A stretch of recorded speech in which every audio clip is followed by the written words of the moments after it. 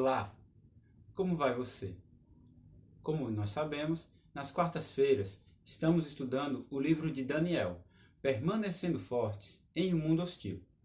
Hoje, como vocês devem perceber, além do áudio, eu quero passar uma mensagem em vídeo para vocês, para que a gente experimente uma nova forma de compartilhar a palavra de Deus e entendermos aquilo que Ele quer falar para os nossos corações através do livro de Daniel. Hoje nós vamos estudar o capítulo 4, dos versos 19 ao 27. Eu vou ler aqui na minha versão, mas eu peço que você acompanhe aí na sua casa, para que a gente possa refletir e entender melhor a palavra de Deus. Amém? Daniel interpreta o sonho. Ao ouvir isso, Daniel, também chamado Beltesazar, ficou perplexo por algum tempo, atemorizado com o significado do sonho.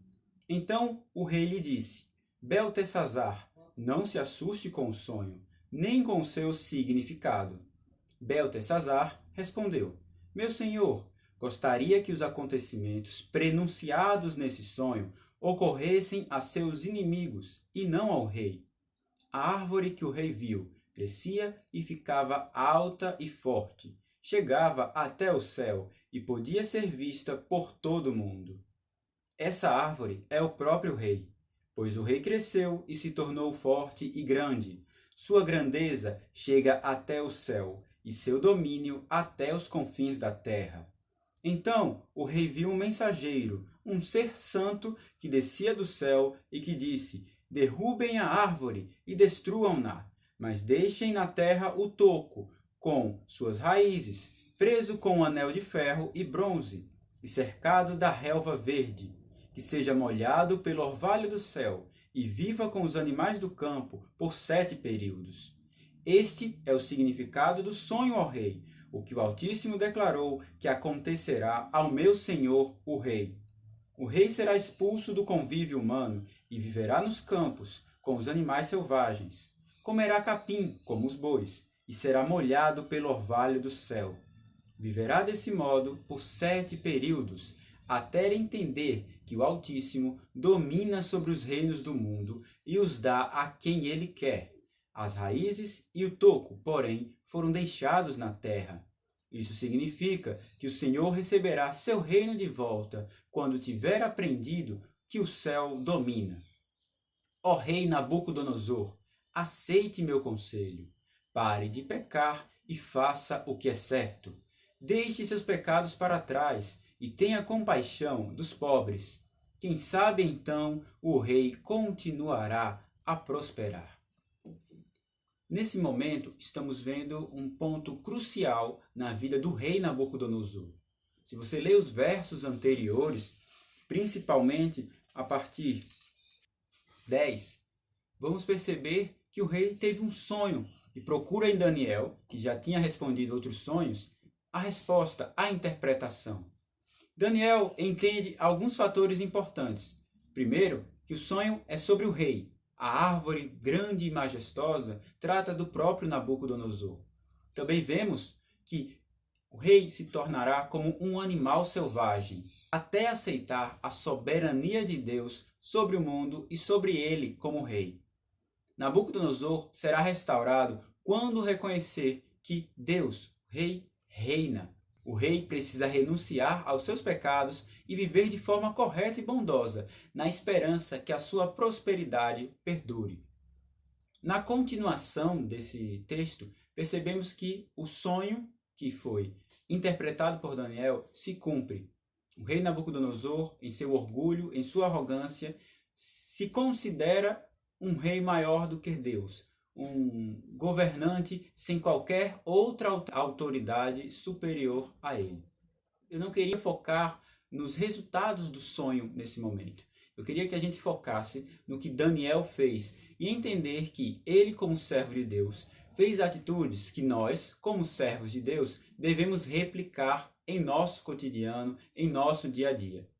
Em primeiro lugar, lá no verso 19, nós percebemos que as palavras de Daniel nos mostram o seu amor como rei.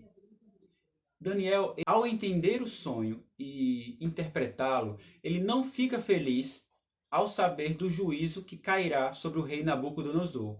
Ele não se alegra com essa situação a ponto de dizer que não desejaria que o conteúdo e as implicações do sonho pudessem ser transferidos para outra pessoa. Daniel sabe que não pode mudar os fatos, mas nem por isso ele se alegra nisso acontecendo. É interessante notar que Daniel derrama compaixão sobre o rei. Ele sabe que o rei está errado, ele sabe que o rei merece punição pelos seus atos errados, seja contra Deus, seja contra seus súditos, mas ele não comemora o fato de que Deus descerá juízo sobre o rei. Pelo contrário, ele fica triste, ele derrama compaixão sobre o rei. Assim deve ser a nossa vida como cristãos. Nós não devemos comemorar o fracasso e a ruína das pessoas que não adoram a Deus, das pessoas que não seguem a Jesus Cristo. Nós não devemos torcer para que essas pessoas se deem mal na vida, se deem mal em suas realizações profissionais, em suas realizações familiares. Não é postura de um cristão comemorar o juízo e a vingança divina. A vingança é apenas do Senhor. E nem por isso, por sermos seguidores de Deus, devemos comemorar ou torcer para que pessoas ruins recebam aquilo que elas merecem. É o momento de derramarmos compaixão sobre essas pessoas. Em segundo lugar, nós vemos que nas palavras de Daniel, ele coloca honestidade. Percebam que Daniel não se esquiva de dizer ao rei a veracidade do sonho e a quem o sonho se dirige.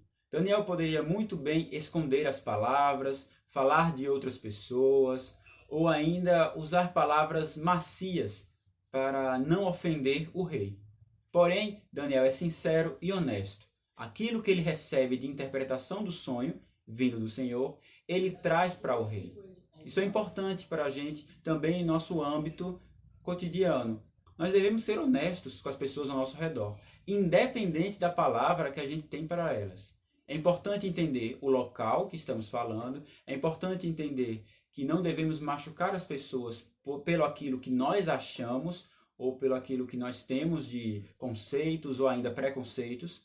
Porém, a palavra de Deus ela é muito clara em relação ao homem e sua situação pecaminosa, sua situação errada diante de Deus. E a gente não pode esconder isso das pessoas ao nosso redor. Lembrem que Daniel estava falando para o rei, o governante, a pessoa mais poderosa do mundo que ele conhecia. Mas ainda assim, Daniel entendia que tinha um rei, um governante, que era acima de todos os reis e todas as autoridades. E esse rei, esse governante máximo, estava pedindo a Daniel que trouxesse uma palavra de alerta e de juízo para o rei. Tal qual Daniel, devemos ser assim em nosso cotidiano. Por fim, a palavra de Daniel ela nos mostra o propósito de Deus para tudo isso. Nos versos 25 e 26. A punição iminente estava relacionada de modo direto ao orgulho do rei Nabucodonosor, a forma como ele se tratava diante de Deus e a forma como ele tratava os súditos, as pessoas do seu reino. Daniel traz uma palavra mostrando que o propósito de Deus era que Nabucodonosor reconhecesse a autoridade divina. Quebrantar o rei era levá-lo a entender e aceitar que existe um rei ainda maior que ele, a quem ele deveria humildemente louvar e adorar. Essa mensagem final de Daniel, ela tem um caráter evangelístico. Nós percebemos no Evangelho que ele traz uma boa nova, uma notícia de salvação, uma notícia de amor e de graça para todas as pessoas. Porém, é importante o arrependimento. E nós só nos arrependemos daquilo que consideramos errados, daquilo que precisamos melhorar. Então precisamos falar para as pessoas a necessidade delas se arrependerem dos seus erros e voltarem-se para Deus. Isso também faz parte da Boa Nova. Isso também faz parte do Evangelho. Então, nós devemos ser como Daniel. Nós não devemos comemorar o juízo, as consequências dos atos das pessoas ruins, das pessoas maldosas. Pelo contrário, devemos derramar compaixão por elas. Nós também devemos ser honestos com as pessoas ao nosso redor. Em amor, conscientizá-las dos erros e dos pecados que elas têm, para que, no momento certo, elas se arrependam e voltem-se para Deus. Amém? Que a gente possa colocar essa palavra em nossos corações, que ela finque raízes, e que ela frutifique em nosso cotidiano, em nossa vida, como IBC. Que você possa orar agora comigo. Eu peço que você feche os olhos, baixe sua cabeça para falarmos com Deus. Amém? Querido Deus, obrigado, Senhor, pela Tua palavra. Obrigado por aquilo que Daniel tem ensinado para nós, através das suas experiências naquele tempo e que, mesmo tão distante, ainda pode ser aplicado em nossa vida. Senhor, nos ajuda a ter compaixão com todas as pessoas ao nosso redor, meu Deus. Pessoas boas e pessoas más. Que todas elas sejam alvo da nossa compaixão. Que a gente não torça nem comemore a desgraça alheia, mas que a gente se coloque como cristãos, derramando amor sobre todas elas. Também te peço, Senhor, que nos ajude a sermos honestos com as pessoas ao nosso redor.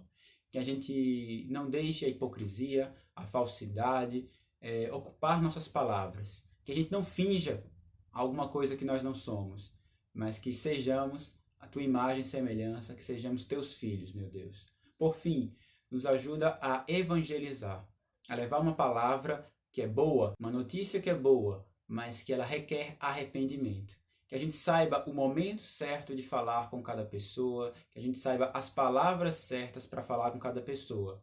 Que isso não seja feito por nós, mas pelo teu Santo Espírito. Em nome de Jesus que eu te peço e te agradeço. Amém. Tenha uma boa noite, pessoal. Que Deus abençoe você. Estamos juntos como IBC. Se precisarem de alguma coisa, entre em contato com os líderes da igreja, pois nós estamos aqui ainda para amar a Deus, cuidar as pessoas e edificar a cidade. Essa é a Igreja Batista Central em Gravatá. Até mais!